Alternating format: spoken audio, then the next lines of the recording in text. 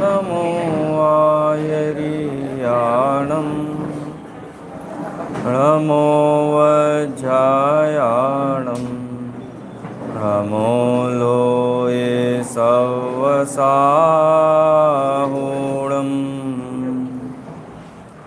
अरिहंत सिद्ध सूर्योपाध्याय साधु सर्व अर्थ के प्रकाशी मांगलिक उपकारी हैं। तिनको स्वरूप जान रागते भई जो भक्ति काय को नमाय स्तुति उचारी है। धन्य धन्य तुम ही सो काज सब आज भये कर जोर बार बार वंदना हमारी है। मंगल कल्याण सुख ऐसो हम चाहत हैं। हो मेरी ऐसी दशा जैसी तुम धारी है। हो मेरी ऐसी दशा जैसी तुम धारी है। वंदितु सव सिद्धे ध्रुवमचल मनोभवं गतिं पते वोचामि समय पाहुड़ मृणमो सुध केवली भणिदम् नमः समय साराय स्वानुभूत्या चकासते चेत् स्वभावाय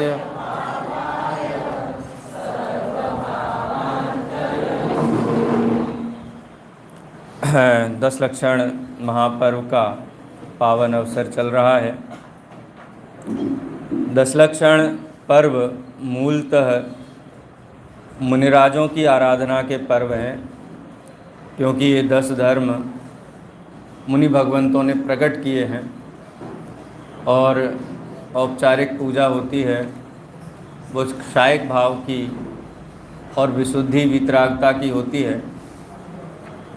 देवशास्त्र गुरु के अंतर्गत ये 10 धर्म के धारी जो महामुनिराज हैं उनको हम एक एक गुण की स्थापना करके एक एक चारित्र की निर्मल पर्याय की स्थापना करके उनकी पूजा करते हैं। इन अवसरों पर तत्व विचार और तत्व निर्णय की विशुद्धि ये सहज होती है। इसको काल शुद्धि बोलते हैं। अष्टानिका पर्व हैं, 10 लक्षण पर्व हैं, अष्टमी है, चतुर्दशी है, ये ऐसे हैं कि जीव सहज ग्रह नक्षत्र वो सारे के सारे जो कहते हैं ना अनुकूलताएं होती हैं, चित्त में विशुद्धि होती है। ये अवसर हैं यदि इनका अध्ययन किया जाए। आप एस्ट्रोनॉमी के एंगल से अगर इनका अध्ययन करें तो भी बहुत इसमें माल निकलता है। आत्मा की शुद्धि के तो पर्व हैं ही, लेकिन आत्म शुद्धता रूप परिणाम जिस काल में विशेष होते हैं तो वो सारी की सारी परिस्थितियां अनुकूल अनुकूल और अनुकूल हो जाती हैं। यानी धर्म हॉलिस्टिक अप्रोच वाली चीज़ होती है। हॉलिस्टिक अप्रोच समझते हैं? अंतर बाह्य सब कुछ धर्ममय धर्ममय धर्ममय हो जाता है। ये बात मैं इसलिए कर रहा हूँ क्योंकि आचार्य कुंद देव ने कर्ता कर्म अधिकार की आरंभिक गाथा में भ्रांति और भूल का एक मूल कारण बताया कि इस जीव को वस्तु स्वरूप के संबंध में जानकारी नहीं है। जानकारी का न होना ही इसके लिए सबसे बड़ी तकलीफ है। लेकिन आश्चर्य है कि हमको कभी कभी ऐसा लगने लगता है कि जानकारी के कारण ही दुख है। अशोक भाई हैं, डॉक्टर के यहाँ जाए और कोई बहुत गंभीर रोग हुआ हो तो डॉक्टर पहले फैमिली वालों को बुलाता है कि भाई बहुत तकलीफ़ वाली बात है, बहुत गंभीर बीमारी है, बताएं कि नहीं बताएं। हमको जानकारी दुख का कारण लगती है। सही बता रहा हूँ मैं हैं, इसलिए बहुत सारे लोग भागते हैं, जानकारी से ही भागते हैं कि हमको नहीं जानना था। ज्ञान दुख का कारण हो सकता है क्या? जानकारी दुख का कारण हो सकती है क्या? संगी पंचेंद्रीय जीव के ज्ञान में जानकारी आती है तो उसमें वेद विज्ञान वर्तता है, और जानकारी नहीं आएगी तो वेद विज्ञान नहीं बरतेगा। इसलिए आचार्य देव ने यहाँ पर ये कहा कि जब तक नहीं जानता, कंडीशनल फ्रेज है ये, अगर आप ग्रामर की दृष्टि से देखा जाए तो एक कंडीशन डाली आचार्य देव ने कि ये जीव अज्ञानी कब तक है, ये जीव क्रोधादि भाव रूप कब तक परिणमित होता है, ये जीव कर्मों का आश्रव कब तक करता है, ये जीव बंध में कब तक रहता है, ये जीव संसार परिभ्रमण कब तक करता है, हैं? इनकी एक कंडीशन बताई, सिंगल। विरल भाई क्या कंडीशन है? कंडीशनल फ्रेज है ना। क्या कारण है? हैं? भूख बहुत लगती है, क्या कारण है बताओ? प्यास लगती है, क्या कारण है? सर दुखता है, क्या कारण है? पेट दर्द होता है, क्या कारण है? आचार्य कुंद कुंद से पूछो तो आचार्य कुंद कुंद एक ही उत्तर देंगे, बस जावण वेदी। जब तक ये नहीं जानता है विशेषंतरम आदासवाण दौड़नम की, क्योंकि सर तब तक दुखेगा ना जब तक देह है। भूख जब तक लगेगी ना जब तक पेट है, और ये देह कब तक रहेगा? कि देह तब तक रहेगा जब तक संसार रहेगा। संसार कब तक रहेगा? जब तक क्रोधादि कसाएँ रहेंगी। क्रोधादि कसाएँ कब तक रहेंगी? जब तक अज्ञान है। और अज्ञान कब तक रहेगा? जब तक जानकारी ज्ञान नहीं है। बहुत स्पष्ट बात है, इसमें कोई लाग लपेट नहीं। और ये बात यही नहीं कही है, अनेक स्थानों पर कही है, एक स्थान पर नहीं कही है। अच्छा, मिथ्या ज्ञान क्यों है? मिथ्या दर्शन क्यों है? तो मिथ्या दर्शन का कारण भी यही बताया कि सही जानकारी न होना। एक गाथा का मैंने उल्लेख किया था, शायद पूजा में किया था, किसी प्रसंग पे किया था। गोमट सार जीव कांड में गुणस्थान अधिकार जो है, गुणस्थान रूपणा है, उसके अंतर्गत मिथ्यात्व गुणस्थान की परिभाषा की वहाँ पर। मिथ्यात्व किसे कहते हैं? तो हमको ये लगता है कि देखो, जब कर्णन योग पढ़ेंगे तो मिथ्या दर्शन माने दर्शन मोहिनी के उदय के कारण होने वाले जीव का जो परिणमन है या जो अश्रद्धान है उसको मिथ्या दर्शन कहते हैं।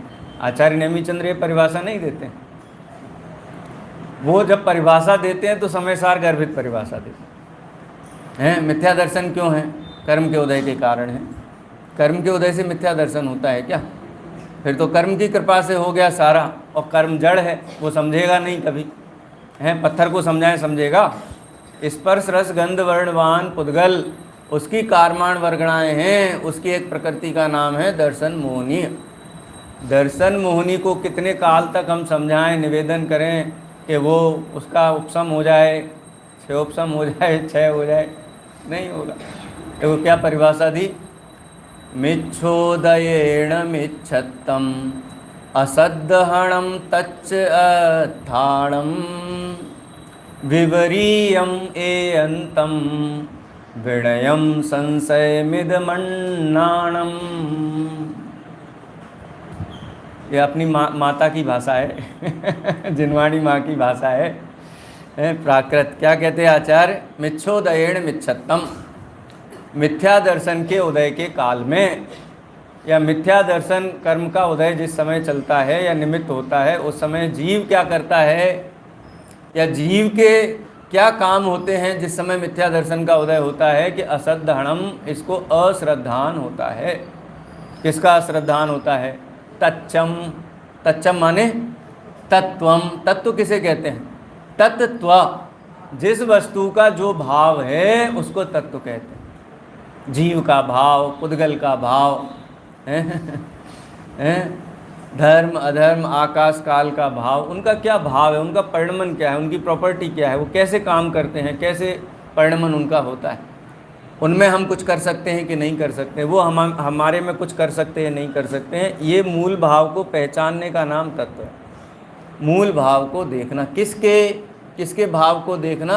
अर्थम, अर्थ के, पदार्थ के। तत्वार्थ श्रद्धानम सम्यक दर्शनम, ये जो सूत्र है ना, इसमें तत्व का मतलब है भाव और अर्थ का मतलब है जीवादि छह द्रव्य। जीवादि छह द्रव्य के भाव को पहचानना, किसका क्या भाव है। पर का भाव अपने में ना मिलाना, अपने का भाव पर में ना मिलाना। पंडित साहब ने कहा ना ये बात तो सारी की सारी गड़बड़ी इसलिए है कि इसको तत्व और अर्थ का अश्रद्धान है। अश्रद्धान क्यों है? अश्रद्धान का क्या कारण है? तो आचार्य कहते हैं विपरीयम, विपरीत मानता है, विपरीत जानता है, विपरीत जानता है। क्या विपरीत जानता है? कि जो जीव है उसको पुद्गल मानता है पुद्गल को जीव मानता है, तन उपजत अपनी उपज जान, तन नसत आपको नाश मान, ऐसा मानता है।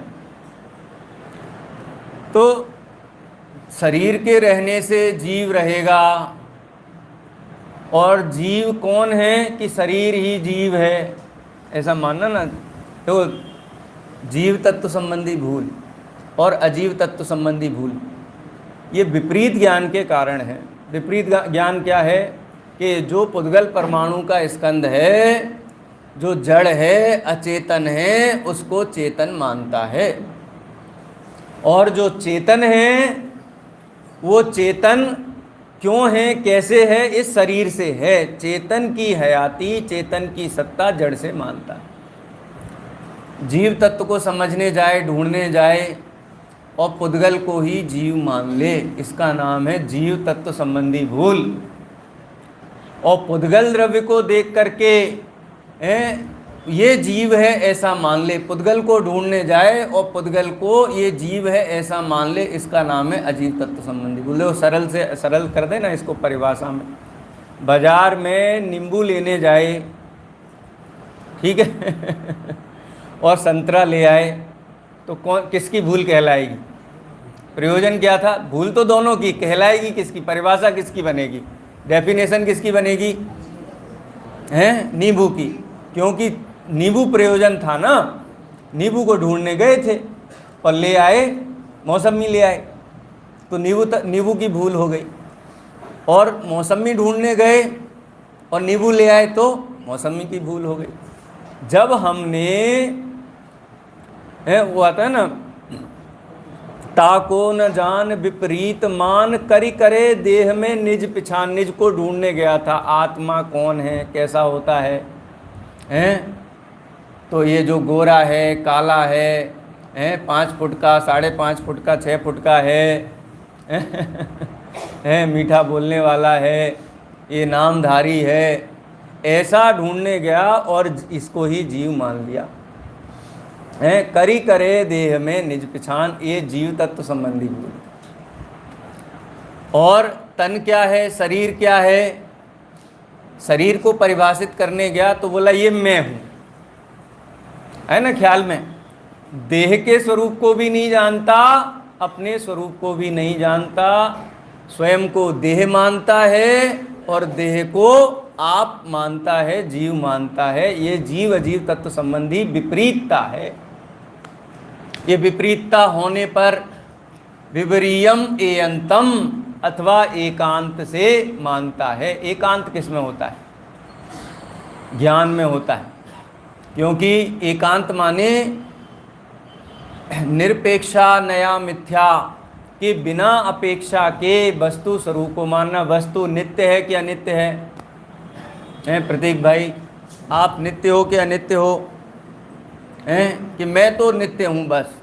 जैसे सांख्य मतावलंबी कहता है ना, मैं तो परमानेंट ध्रुव, उसमें बंध भी नहीं है, मोक्ष भी नहीं है, पुण्य भी नहीं है, पाप भी नहीं है, कोई परिणमन नहीं है, परिणमन शून्य है, कोई परिणमन नहीं है। इसको क्या बोलेंगे? नित्य एकांत। जैसे हम कहते हैं ना कि द्रव्य में पर्याय है कि नहीं है? द्रव्य में पर्याय है कि नहीं है? द्रव्य में राग द्वेष है कि नहीं है? राग द्वेष है कि नहीं है? अपेक्षा लगानी पड़ेगी, बिना अपेक्षा के बात नहीं है। आचार्य देव ने 116 गाथा से 125वीं गाथा में यही समझाया। क्या समझाया? क्रोध रूप परिणत आत्मा क्रोधी है, ये समझाया आचार्य देव ने। क्रोध रूप परिणत आत्मा क्रोधी है, मान रूप परिणत आत्मा माया है, लोभ माया मान रूप परिणमित आत्मा मानी है, लोभ रूप परिणमित आत्मा लोभी है। देखो गाथा खोलो, आप गाथा खोलो, यहाँ पे 125 नंबर की गाथा है।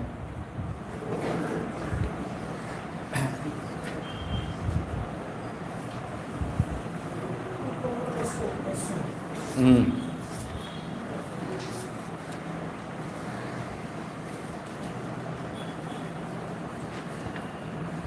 200 नंबर का पेज है, 125। अच्छा, मेरे पास दूसरा ग्रंथ है।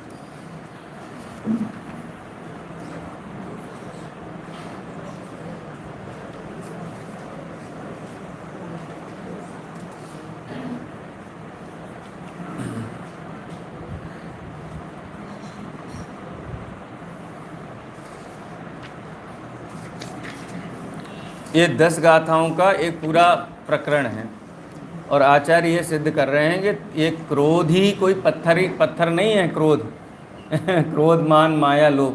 देखो, को हो वजुत्तो को हो माणवजुत्तो यमाण में वादा माओ वजुत्तो माया लोह वजुत्तो हवदी लोहो क्रोधोपयोगी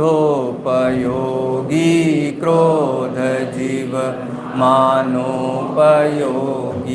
मान है मायोवयुत माया अवर लोहो वयुत लोभही बने।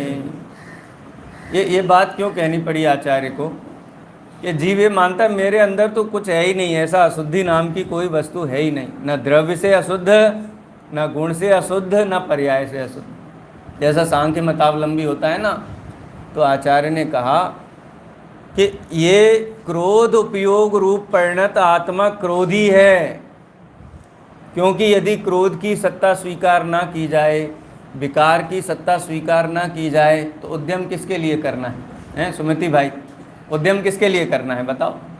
सब शुद्धि ही है ना, फिर उद्यम क्यों करना है, पुरुषार्थ क्यों करना है, वेद विज्ञान क्यों करना है? फिर तो वेद विज्ञान की आवश्यकता ही खत्म हो जाएगी। सांख्य मतावलंबी गुरुजी से बोले कोई शिष्य कि साहब कोई अज्ञान है ही नहीं, विकार है ही नहीं, आप इतना कष्ट उठा करके उपदेश क्यों देते हो? जब कोई तकलीफ है ही नहीं तो दवाई क्यों देते हो? है ना ख्याल में? तो एकांत से नित्य मानना, कब मानना होगा? एकांत से वस्तु को जानेगा तो एकांत से मानना होगा, वहाँ भी ज्ञान की प्रधानता है। विनय से माने सब सत्य है, सब बढ़िया है। एक सत विप्रा बहुधा वदंती है। मार्ग तो क्या बोलते हैं, मोक्ष तो एक ही है, लेकिन मार्ग अलग अलग हैं सबके अपने अपने। जिसको जो मार्ग भाए वो उस मार्ग से मुक्ति को प्राप्त करे। हमको कोई झगड़ा किसी से नहीं है, सबका मुक्ति मार्ग बढ़िया है। किसी का गला काट के भी मुक्ति होती है, अपना गला कटवा के भी मुक्ति होती है। 12 भंग दिए पुरुषार्थ सिद्धि उपाय में आचार्य अमृत चंद्र देव ने हिंसा संबंधी। कोई गुरु शिष्य को ये ऐसा कहता है कि देखो बेटा, अब हम परम समाधि में जा रहे हैं, कुंडलिनी जागृत करके हम बैठे हैं, और जैसे ही 15 मिनट बीतते हैं तो 15 मिनट में हम पूरी तरीके से समाधिस्थ हो जाएंगे और हमारी गर्दन तलवार से उड़ा देना। क्या क्या है इसका मतलब पता है? ये भंग है उसमें हिंसा की। आचार्य देव कहते हैं ये भी हिंसा है। नगर में शेर घुसाया हो और बहुत जीवों का घात करता हो तो शेर का वध करने से अहिंसा है, जीवों की रक्षा हो जाएगी। आचार्य कहते हैं ऐसा नहीं है, ये भी हिंसा है। तो ऐसी हिंसा बहुत लोग करते हैं ना, उसको जस्टिफाई करते हैं। आचार्य देव कहते हैं कि हिंसा तो हिंसा ही है, उसको किसी भी रूप में परिरक्षण नहीं किया जा सकता। तो अन्य मत में तो ऐसे कहते गर्दन काट के भी मोक्ष हो जाता है। ये है, ये हठ योग वगैरह में यही सब साधनाएं बतलाई हैं, और ऐसे पागल लोग दुनिया में ऐसी साधनाएं करते भी हैं। ये बहुत अपराध होते हैं धर्म के नाम पे। ये वास्तव में किसी कपोल कल्पना से नहीं करते, वो सब किताबों में लिखा हुआ है इस टाइप का। ये हिंसा, झूठ, चोरी, कुशील, परिग्रह का ये जो दुनिया में ये हाहाकार दिखाई देता है धर्म के नाम पर, ये सब किताबों में लिखा हुआ है, इसलिए लोग करते हैं, उसको सत्य मानते हैं। हाँ, उनकी बुद्धि कुंद है, वो विचार नहीं करते, युक्ति नहीं लगाते। जिनेंद्र भगवान कहते हैं कि सत्य भी युक्ति के बिना तुम्हारे लिए सत्य नहीं। अन्य मत में कहते हैं कि प्रश्न उठाओगे तो बस प्रश्न उठाने की अनुमति नहीं। विनय से मानना सब सत्य है, ये भी सही है, ये भी सही है, हिंसा करने से भी मुक्ति होती है, अहिंसा भी से भी मुक्ति। हम अहिंसकों की भी निंदा नहीं करते, उनसे भी उनका भी मार्ग खुला हुआ है। योग से भी मुक्ति होती है, भक्ति से भी मुक्ति होती है।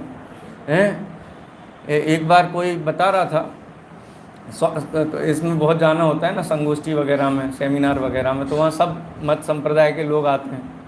एक बार मैंने सुना है ऋषभ देव जयंती के अवसर पर एक संगोष्ठी का आयोजन किया जा रहा था, तो कहते कि भगवान ऋषभ देव को वैराग्य हो गया और वो वैराग्य लेकर के दीक्षा के लिए दीक्षा वन की ओर बिहार कर गए। और मरु देवी को ये समाचार मिला तो बहुत दुखी हो गई, बहुत उनके अंदर ऐसा पुत्र प्रेम उमड़ा, तो उन्होंने हाथी सजवाया और हाथी की पीठ पे बैठ करके और बहुत रुदन करते हुए करुणार्द्र होकर के वो पीछे पीछे दीक्षा वन की तरफ चली। और बोलते उनको इतनी करुणा, इतना आर्द्र उनका हृदय हुआ कि उन्होंने भगवान से पहले केवल ज्ञान प्रकट कर लिया। हैं अशोक भाई? सुना मैंने, पता नहीं सत्य है क्या है? हाथी पे बैठ करके क्यों, ये सुना था, कोई विदुषी थी वो बता रही थी। ये भी मुक्ति का मार्ग है। करुणा आ जाए, बहुत बहुत दया का भाव, बहुत दया का भाव। ऐसी आचार्य देव तो कहते करुणा उसमें 86 87 कौन सी आता है, 84 85 नंबर मोह के लक्षण में कहते हैं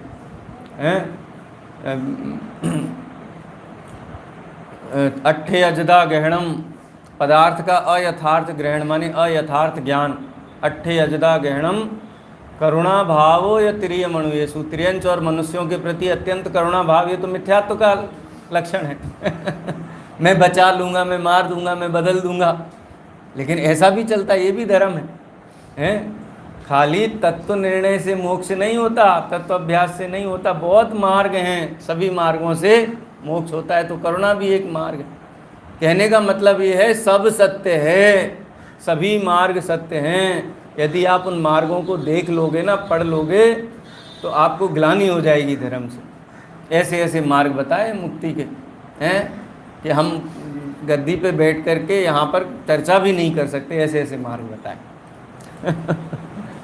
इतने, अब क्यों ऐसे मार्ग बताए हैं? किसी के चित्त में इतनी गहन कसाय है, इतनी लोलुपता है, तृष्णा है, तो उसको उसी को जस्टिफाई करने के लिए, वैलिडेट करने के लिए उसी को ही धर्म बता देता है। खैर वो चर्चा नहीं करते हैं। संक्षेप में क्या है? विनय। विनय से माने युक्ति सहित निर्णय किए बिना किसी मार्ग का अनुसरण करना, इसको विनय मिथ्यात्व का है। सभी को विनय से मान लेना, जानना नहीं यथावत, विनय मिथ्यात्व। संशय मिदमन्नानम, संशय आत्मा वास्तव में ही अजर अमर है कि खाली कहने सुनने की बात है। आजकल तो साइंस इतना एडवांस हो गया है, वो कहते हैं कि बॉडी के जो टिश्यूज़ है ना, वो टिश्यूज़ में रीजनरेशन बंद हो जाए, उनको डेड टिश्यूज़ बोलते हैं। तो जब तक लाइव टिश्यूज़ हैं तब तक जीव है, टिश्यूज़ डेड होते जाते हैं तो जीव भी खत्म हो जाता है। और बोलते कि अब एक ऐसा साइंस हम लेकर के आ रहे हैं कि उसको हम डेड टिश्यूज़ को फिर से रिजुविनेट करेंगे, उसको फिर से करेंगे और फिर से जीव पैदा हो जाए। देह और चेतन ये अलग अलग नहीं है, तो साइंस तो कहता है कि नहीं ये ही है। लेकिन मैं जब विचार करता हूँ, सोचता हूँ बहुत गहराई से, तो जानने देखने वाला तत्व अलग दिखाई ऐसा लगता है। शास्त्र में ऐसी बात आती है तो वास्तव में है क्या, इसका निर्धार नहीं होना, डिसीजन नहीं होना, इसका नाम संशय है। इस संशय के कारण भी ये जीव मिथ्या दृष्टि है। विपरीतता, एकांत, विनय, संशय और अन्नाणम माने अज्ञान। वस्तु स्वरूप को जानना ही नहीं, क्योंकि more study more confusion, no study no confusion.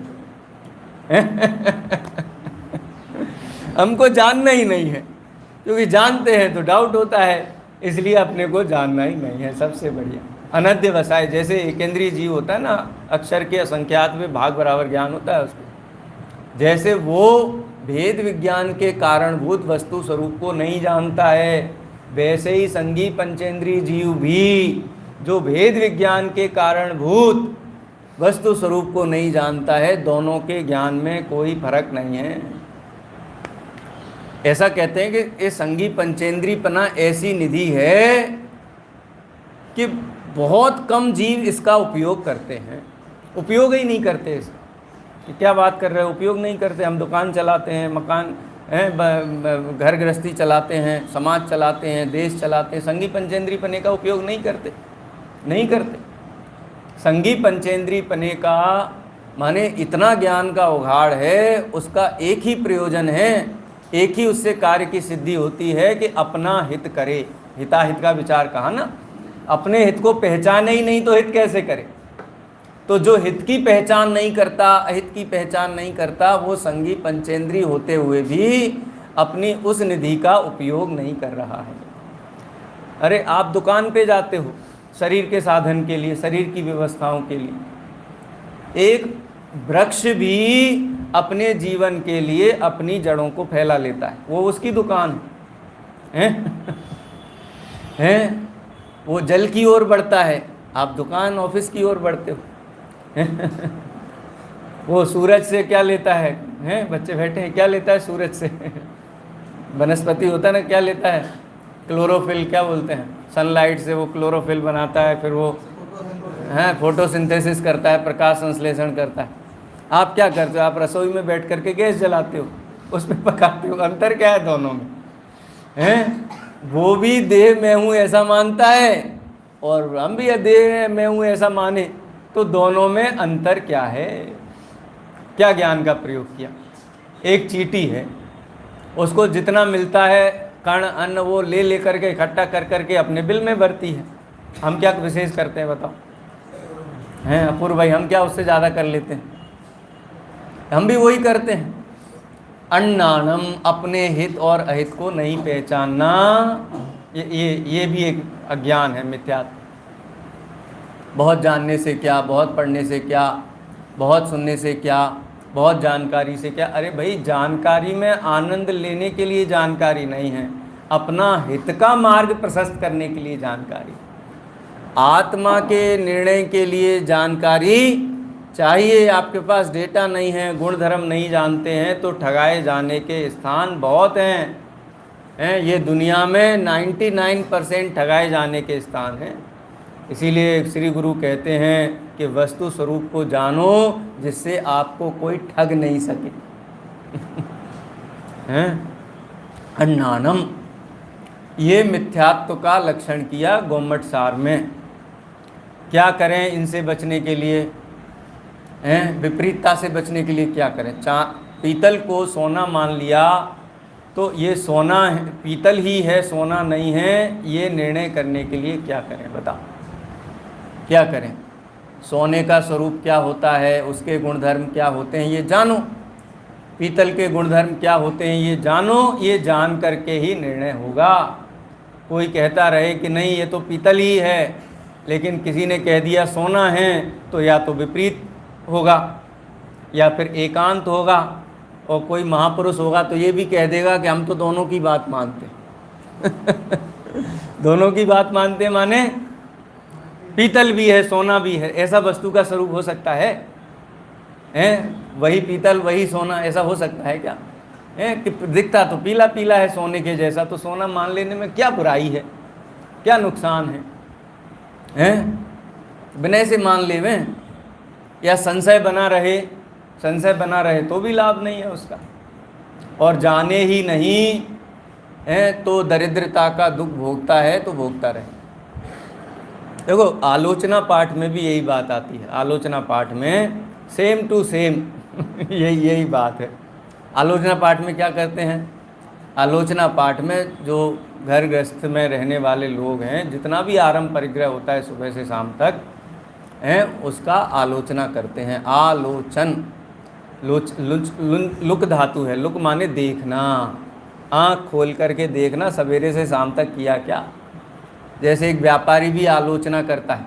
कैसे आलोचना करता है? कि सुबह से शाम तक दुकान में क्या क्या हुआ, कितना बिका, कितना पैसा आया, कितना उधार दिया, वो पूरी आलोचना करता है। यदि आलोचना नहीं करे तो व्यापार चले? हैं, आलोचना करते कि नहीं करते? देखो शब्दों में भी कितना भाव छिपा हुआ है। देखना, सुबह से शाम तक क्या किया देखना। और ऐसा मान लो नुकसान हुआ, कुछ नुकसान दिखाई दिया, तो ये ढूंढते कि नहीं क्यों हुआ नुकसान, ये आलोचना है।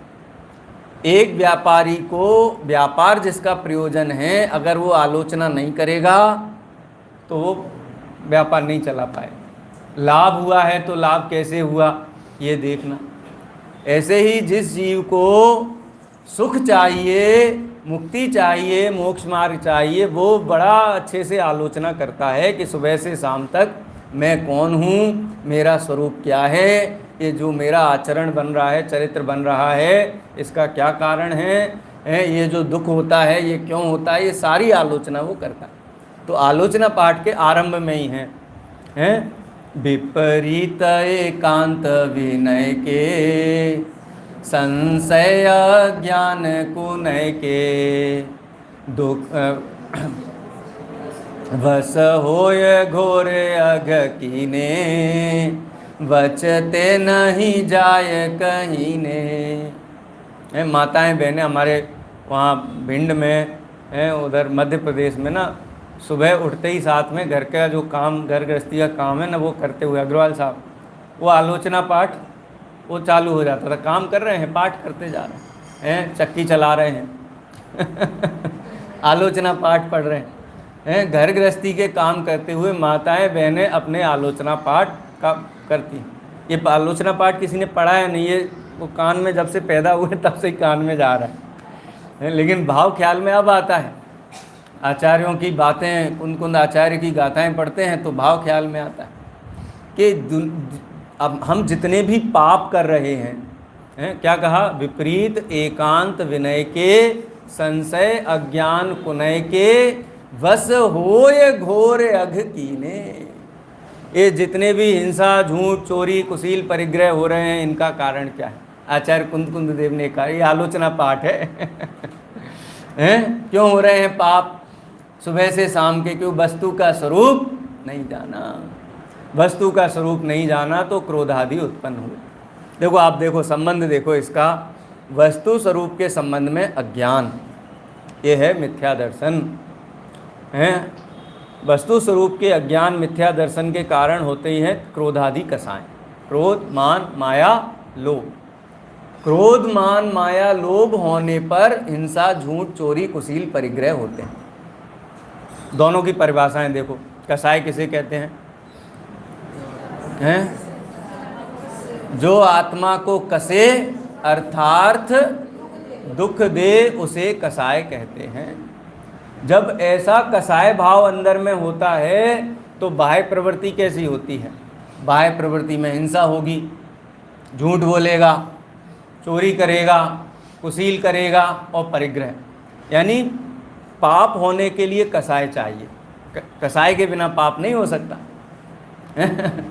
जब तक कसाय नहीं होगी तब तक जीव पाप नहीं कर सकता है। किसी की हिंसा करेगा, क्रोध में करेगा, क्रोध में हिंसा करेगा, किसी का वध करेगा, प्राण व्यप्रोपण करेगा, या तो क्रोध में करेगा, मान में भी करेगा। कोई गुप्त बात पता चल गई, उससे जगत में मेरी बहुत बदनामी हो जाएगी, अपयश हो जाएगा, तो क्या करें माया कसाय में है, मायाचार के परिणाम में भी ये हिंसा, झूठ, चोरी, कुशील, परिग्रह करेगा माया के परिणाम के कारण। और लोभ के कारण, लोभ तो पाप का बाप है।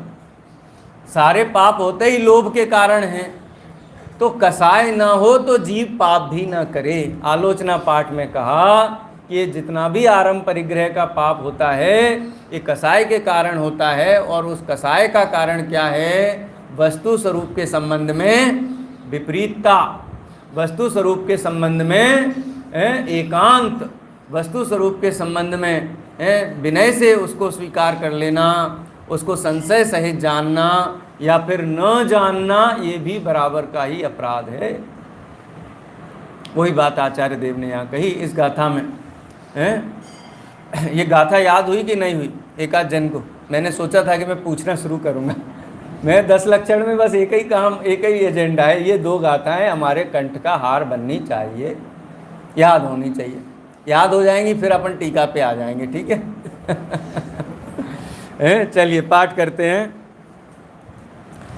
जावण वेदि विशेषण तरंतु आदासवाण दौंडम पी अन्नानि तावदुसो कोहादिषु वर्तते जीवो कोहादिषु वर्तन्तस्य तस्य कम्मस्य संचयो होदि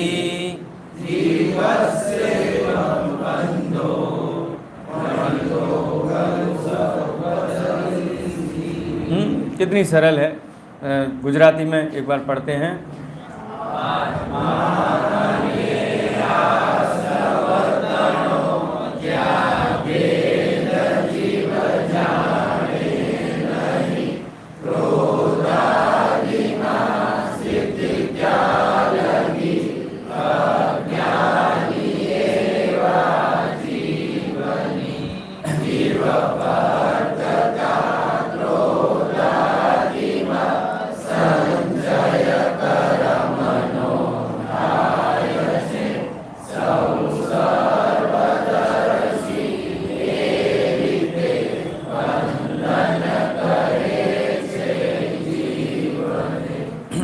आचार्य देव ने इतना बल दे करके ये बात कही है, ये प्री कंडीशन लगाई है।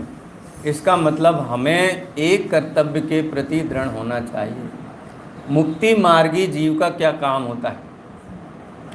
बुद्धिपूर्वक वस्तु स्वरूप का अभ्यास। और अबुद्धिपूर्वक में तो अपना कुछ बस चलेगा नहीं, वो तो सहज होगा। शिखर जी जाना है तो बुद्धिपूर्वक क्या करना है? शिखर जी की ट्रेन में बैठना है, जा कर के ट्रेन में बैठ जाने के बाद तो ट्रेन चलेगी, लेकिन इतना उद्यम तो बुद्धिपूर्वक करना है। आचार्य कुंद देव ये कहते हैं कि तुम वस्तु का स्वरूप जानो। वस्तु का स्वरूप जानने से अज्ञान नहीं रहेगा, अज्ञान नहीं रहने से क्रोधादि नहीं रहेंगे, क्रोधादि नहीं रहने से बंधन नहीं रहेगा, और बंधन नहीं रहने से संसार नहीं रहेगा, मुक्ति का मार्ग प्रशस्त हो जाएगा। एक ऐसा परिकल्पना चलता है कि ज्ञान के एक हमारे पाठशालाओं में बच्चों को भी पढ़ाया जाता है, हमने भी कई बार सुना होगा, और हम सूक्ष्मता से विचार नहीं करते और उसको स्वीकार भी कर लेते हैं। ऐसा कहते हैं ना, कभी कभी सर्वज्ञता का स्वरूप पढ़ाते हैं कि अगर पहले सर्वज्ञता हो जाए और वीतरागता न हो हैं तो क्या होगा? हैं हैं गुरवाल साहब हैं? हाँ, ये पक्का जवाब है कि 3 काल में ऐसा होता ही नहीं है कि सर्वज्ञता हो और वीतरागता ना हो। वीतरागता होने पर ही सर्वज्ञता होती है, ये नियम। लेकिन फिर भी एक हाइपोथेसिस दी जाती है ना, एक परिकल्पना की जाती है विरल भाई, कि अगर सर्वज्ञता हो जाए और वीतरागता ना हो जाए तो क्या होगा? हो जाए तो कंडीशन है, एक परिकल्पना है। जब स्टडी करते हैं तो हैं, मानते हैं कि नहीं मानते हैं? जब गणित पढ़ते हैं ना, हैं कोई संख्या नहीं दी हुई, मिसिंग नंबर है, तो उस मिसिंग नंबर का सवाल जब हल करते हैं तो कैसे माना कि हैं उसमें कहते हैं श्याम की आयु 12 वर्ष है, राम की आयु 20 वर्ष है, और उसके पिता की आयु उनसे दोनों की मिलाकर के उससे दुगनी है। तो सवाल कैसे शुरू करते हैं? माना कि पिता की आयु x है, ऐसे करते कि नहीं? हैं तो x है क्या? मानते हैं माना कि x है, ऐसे हम माने, एक बार परिकल्पना करें कि सर्वज्ञता हो गई हो और वीतरागता ना हुई हो। क्या ऐसा संभव है? इधर से नहीं। वीतरागता के बिना सर्वज्ञता हो जाए तो क्या जीव दुखी हो जाएगा? ऐसा कहते हैं ना कि वीतरागता के बिना सर्वज्ञता हो जाएगी ना तो जीव बहुत दुखी हो जाएगा। कितना दुखी हो जाएगा कि उसको सब कुछ दिखाई देगा। क्या क्या दिखाई देगा? अपनी पूर्व पर्याय दिखाई देगी, नरक में पिरता हुआ दिखाई देगा, खुद ही हैं डंडे पड़ते हुए दिखाई देंगे, भगवान महावीर को क्या क्या दिखाई देगा? उनको एक इंद्री, दो इंद्री, जितनी पर्याय हुई हैं सब दिखाई देगी हैं, पूर्वा भील से लेकर के ये सब देख करके वीतरागता है जो आपको हीट वो सील्ड देती है, नहीं तो महादुखी हो जाएगा जी। इससे हमको क्या लगता है कि जानना बड़ा दुखदाई है, इसलिए जानना नहीं, कुछ भी जानना नहीं जगत में है। कुछ भी देख करके हमको दुख हो जाना है, कुछ भी देख करके विवलता हो जाना, जानने से भय लगने लगता है। और भय इतना बढ़ जाता है कि शास्त्र जानने से भी भय लगने लगता है। अरे बहुत पढ़ना, बहुत क्यों पढ़ना, बहुत क्यों जानना। यहाँ आचार्य देव कहते हैं जब तक नहीं जानता है तब तक इसको अज्ञान रहता है। ये जो परिकल्पना है ना कि वीतरागता के बिना सर्वज्ञता हो जाएगी, ऐसी परिकल्पना ही झूठी है खरेखर। सर्वज्ञता होने पर नियम से वीतरागता होती ही होती है। क्यों? क्योंकि सर्वज्ञता हो जाने पर समग्र वस्तु स्वरूप हाथ में रखे आंवले की तरह वर्तमान वत दिखाई देता है। आचार्य कुंद ने 36वीं 37वीं नंबर की गाथा में बात कही, समय सार ग्रंथाधिराज में, प्रवचन सार परमागम में ये बात कही 36वीं 37वीं नंबर की गाथा में। क्या कहा कि जो पर्यायें प्रलय को प्राप्त हो गई हैं, प्रलयिदम, जो पर्यायें प्रलय को प्राप्त हो गई। प्रलय को प्राप्त होने का मतलब क्या होता है? जो पर्यायें बीत गई हैं, और जो पर्यायें असंजात हैं, असंजात है माने अभी तक हुई ही नहीं हैं। जो पर्यायें बीत गई हैं और जो पर्यायें अभी तक हुई ही नहीं हैं। सर्वज्ञ परमात्मा उन सभी पर्यायों को वर्तमानवत जानते हैं। कैसे जानते हैं? वर्तमानवत जानते हैं। इसका मतलब वर्तमानवत जानते हैं तो वो पर्यायें भी अपने अपने समय में सुमेरु पर्वत की तरह बैठी हुई हैं। कोई कहे कि ये क्रमबद्ध पर्याय, एक एक पर्याय अपने अपने समय में निश्चित है, ये मानना बहुत खतरनाक है। क्यों खतरनाक है? क्योंकि ऐसा मान लेंगे तो सारा का सारा पुरुषार्थ गौण हो जाएगा, ख़त्म हो जाएगा फिर तो सब स्वच्छंदी हो जाएंगे। कितना विरोध हुआ क्रमबद्ध पर्याय का, होता है, आज भी होता है। लोग कहते हैं क्रमबद्ध पर्याय तो कपोल कल्पना है। क्रमबद्ध भी होता है, पर्याय भी होती है, लेकिन क्रमबद्ध पर्याय नहीं होती है, ऐसा कहते हैं। और एग्जाम्पल क्या देते हैं? बोले गधा भी होता है, सींग भी होते हैं, पर गधे के सींग नहीं होते। हैं? जो पर्यायें प्रलय को प्राप्त हो गई हैं और जो पर्यायें अभी तक उत्पन्न नहीं हुई हैं, उन सभी पर्यायों को सर्वज्ञ भगवान कैसा जानते हैं? प्रत्यक्षवत जानते हैं। इसका मतलब क्या है? इसका मतलब क्या है? इसका मतलब ये है कि एक एक पर्याय सुमेरु पर्वत की तरह अस्खलित है अपने अपने समय में।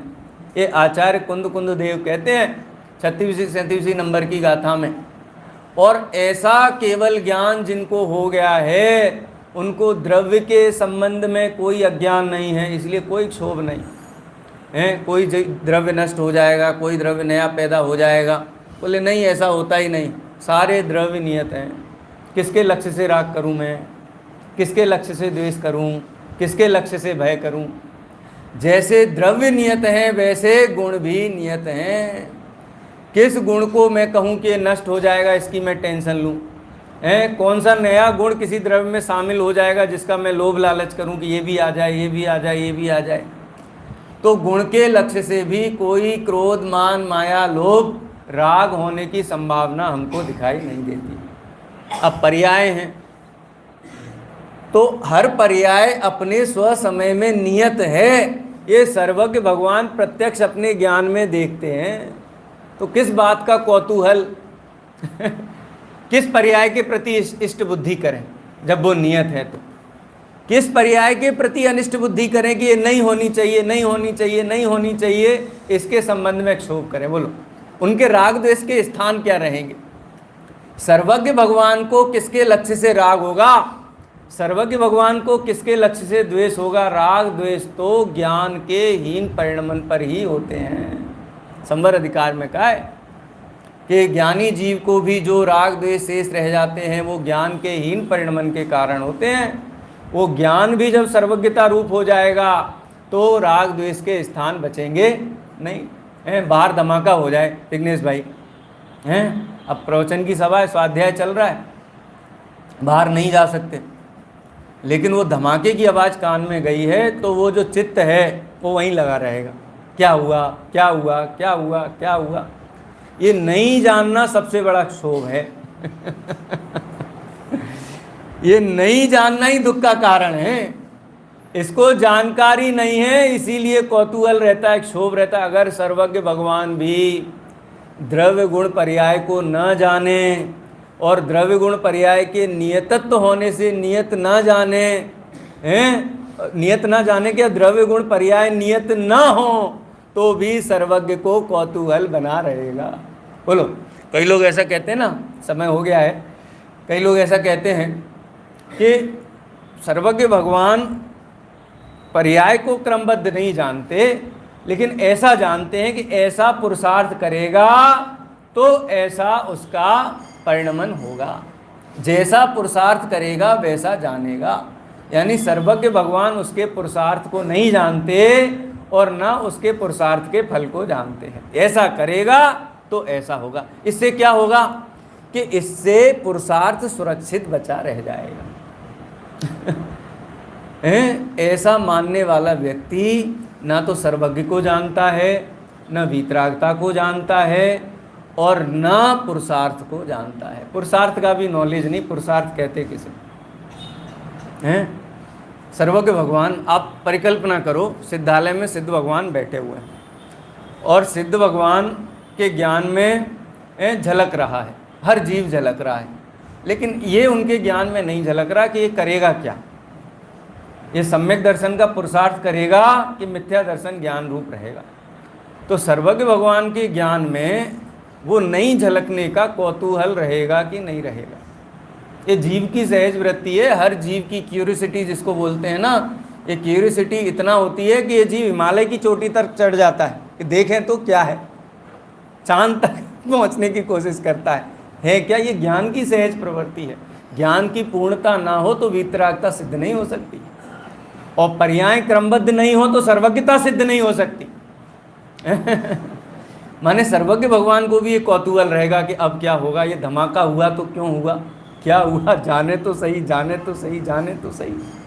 कितना बड़ा क्षोभ है। इससे ये सिद्ध होता है कि सर्वज्ञता होने पर राग द्वेष का कोई भी स्थान नहीं रह जाता। अरे छद्मस्त जीव को भी सर्वज्ञ के ज्ञान के अनुसार द्रव्य गुण पर्याय की प्रतीति हो जाती है, उस प्रतीति से ही राग द्वेष मोह मिटते हैं, जितने यथा योग्य मिटते हैं वो इसके कारण मिटते हैं। इसीलिए आचार्य भगवंतों ने द्रव्य गुण पर्याय के स्वरूप को जानने की, वस्तु स्वरूप को जानने की और सर्वांग जानने की, हॉलिस्टिकली जानने की हमको प्रेरणा दी है। ऐसी प्रेरणा इस गाथा में है। विशेष चर्चा कल करेंगे और आगे कब बढ़ेंगे ये आपको पता है। 2 गाथाएं आप बिना देखे एक बार बोलेंगे, उसके बाद अपन आगे बढ़ेंगे टीका में। तो याद करना इन दोनों गाथाओं को, बहुत महत्वपूर्ण।